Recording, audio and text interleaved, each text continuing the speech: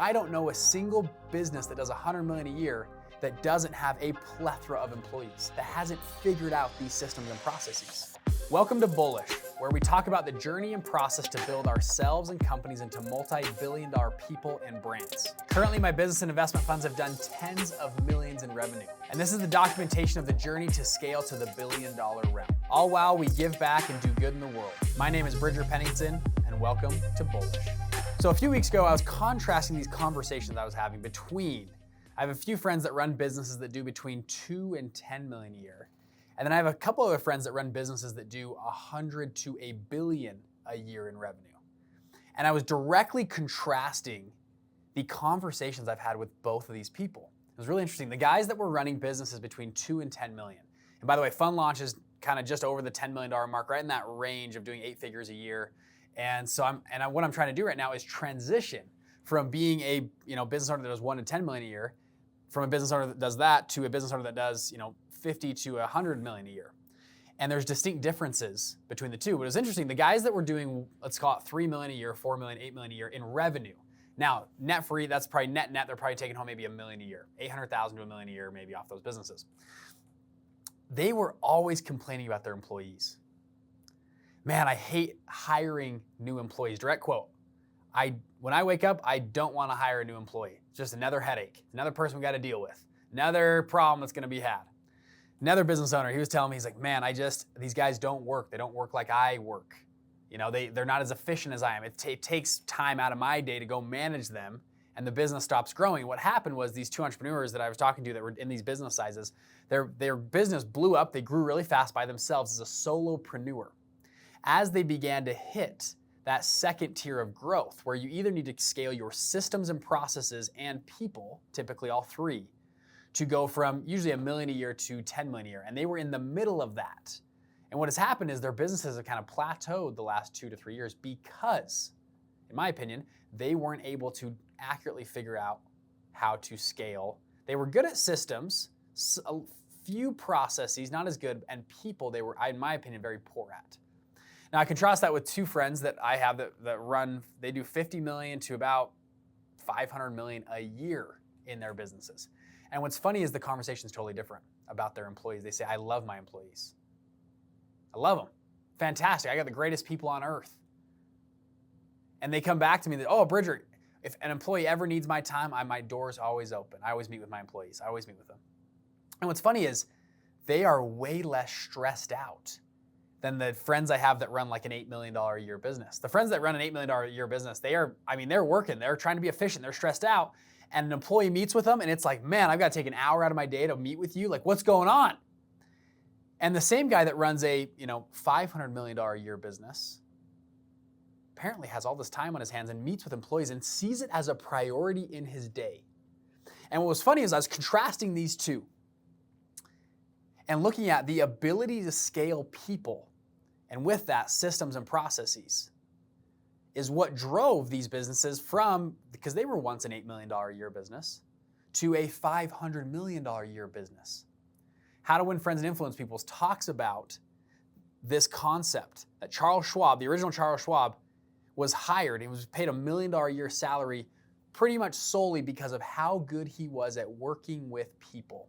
His people skills were so good that corporation back, and this is like 100 years ago, so that would be, I don't know how many millions today, that would be inflation adjusted, I don't know, 20, 30, $40 million, because of how good he was at working with people. Now, I want to give you a tip that we've used in our companies that's done really well, something I've done. And so I actually read How to Win Friends and Influence People every year, read on the clock, because I know I got to get better at this. My business is going to grow to 50 million a year, 100 million a year. I've got to get better at this game.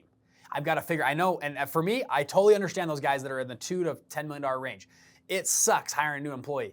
And then they complain and they need benefits and they don't like this and they want to have a day off on Friday. I'm like, dude, I hired you to work, to take stuff off my plate, and now you're creating more problems for me. So what we've had to figure out is, you know what, I need to lean into this.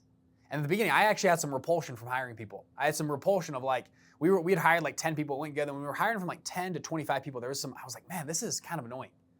These people need systems. I got to do more updates to there's compliance things. When you hire employees, you got to have a workplace and all these different things that go into it. I was like, man, is this worth it? I'm actually making less money by hiring employees because the margins get compressed. And from day to day, it feels like you just cut your salary in half. And I'm sitting there and I'm like, yeah, it sucks in the moment, but I know where this business wants to be. I want to be doing 100 million a year. And I don't know a single business that does 100 million a year that doesn't have a plethora of employees, that hasn't figured out these systems and processes. I just don't know of a business. So by default, I need to lean in. That's a skill set I need to learn, is how to actively hire, train, and give systems to build a company that can do 100 million a year. This was my transition. I've talked about this on previous episodes. From moving from an entrepreneur, just hustler, get deals done, to a CEO.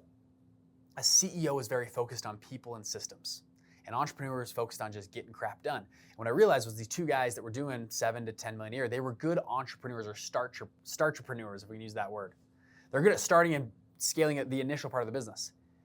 They had not transitioned to a CEO yet.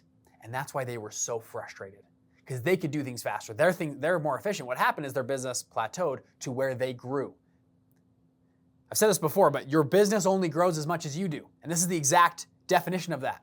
I've seen many entrepreneurs that cannot grow into a second or third tier of operations. Currently at Fund Launch, we are at a third tier of leadership. We actually are moving to a fourth tier of leadership pretty soon here.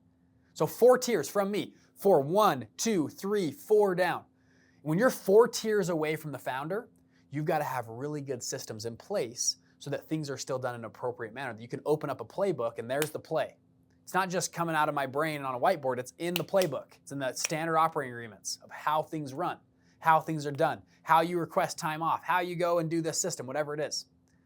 And that's what these guys that are at the $200 to $300 million, $500 million level had figured out. And what happened was, once they figured it out, it gave them a lot of freedom. They were able to hire assistants and people to delegate, and ta-da, they had tons of time on their hands. And they saw it as a priority to keep meeting with their captains and their system builders. That's pretty much all they did with their day, was meet with people. And that was very interesting. Like, you guys don't really work then. I mean, they're like, no, not in the day-to-day. Yeah, I help make big decisions, but I work with people and I help them make good decisions. And I train them on a decision-making process. Pretty interesting, huh? Kind of differentiate on this journey, especially having a client-facing business like mine. I'm on podcasts, I'm on shows, I have an Instagram, whatever. We've seen a huge benefit. About once or twice a month, me and my business partner do something special. So we go out and we say, who's been someone that we can reach out to? And sometimes we're getting to a company size that's decently big. We've got about 50 employees, give or take. And so what we do is we'll go out and say, you know what? Let's send some personalized messages and videos to some of the people that are working in our company. Or we'll go meet with them. We'll take them to lunch, whatever. We go out and we try to find people in our company that we can take out, that we can meet with, that we can talk to. And I want to hear about them, their visions, their goals, their plans, their dreams, what they're doing. And what's interesting is, and actually Ed Milet taught me this. He said, Bridger, don't just tell somebody, hey, what's going on, buckaroo? How you doing? What's going on? How's the weekend? That's fine, you can say that. But if you really drive, there's a big difference between, hey, how's it going? And, hey, how you doing? How's life going? How's that goal you were working on? How's that dating life going? How's your wife going? How's your husband doing? Let's talk about it. Sit down. Let's really dive in. There's a big difference between that and, hey, buckaroo, how's it going? Good to see you. You can dive into people's lives. What happens is there's a way bigger level of trust between you as the founder and the people that are working with you. And notice how I just said with you. They're not working for you. They're working with you to a common vision and goal. It's not I did this, it's we did this. Actually, back to how to win friends and influence people, the sweetest word anyone will ever hear in their entire life is their name. Calling and knowing people's names is massive. You want to grow a business to $100 million and scale, whatever, learn people's names. Call them by name. Sit down, learn about their lives, their systems, and their processes, what they're doing, and how we can be more efficient. Really dig in with your people. Something else I'll share from a mentor, he said this. He said, Bridger, something that'll change my life. You can share 1 or 2 things that are uniquely specific about that person. You'll win a friend, a trust level for life. He goes, what I do is I find somebody And I sit them down, or I send them even a video message. I say, hey, I was just thinking about you today. And I want to let you know some specific cool things about you. I know you're loving, you're awesome, you're caring, but I noticed last week you were on the phone call with a client. I was listening in. And you have an attention to detail that is remarkable. You sat down, you walked through with that client all their problems. It takes a special person to care about someone else's problems. That's what you did. You hopped on the phone with this client, you cared about their problems. And you really walked them through, and they were frustrated and mad. You were able to calm them down and help them. And it seems like you have a special ability in your life to calm people down and really care for that person. Now, when you do this, by the way, you can't just make up BS stuff. It's got to be true. It's got to be really actually true to them, and something deep inside that someone hasn't complimented for a while, but they know is true. Is that kind of making sense? So don't just BS something. You got to really be attentive and notice small details of that person. And then if you compliment and call those things out, it'll be one of the best videos. And what does it take you, 45 seconds to film a video? But calling out those details and sending that to some low-level employee in your company that's working with you to a common mission and goal is massive, and something that they will save with them. We did this about 6 months ago. I sent this to a handful of employees. I really thought through it and said, well, let me share 1 to 3 unique, distinct qualities of that person to them and really talk about examples I've seen them. And it was like a Saturday. It took me 30 minutes. I sat down and I filmed these videos and I just sent them out to my employees. And the response was phenomenal. And it wasn't just like, hey, thanks so much, love the video. It was like a paragraph bridger. That's something that I've worked on for years. I've worked on that quality and ability in private, and no one's really called it out. People have noticed it, but no one's called it out like you called it out. Thank you so much. I love working in this company. I love being here.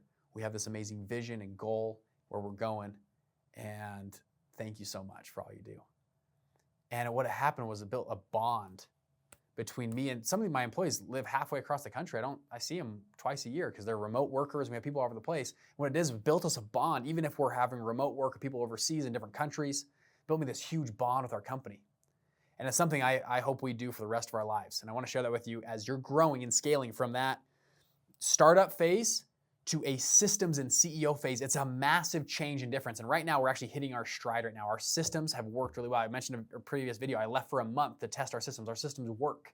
They are growing, they are scaling, they're working. And it's awesome. I hope this helps you guys out. If you can, share, rate, review this podcast. We don't run ads on this thing. This is the only way we promote this thing. So if you guys can do all that kind of stuff, help us out, help spread this message to more people.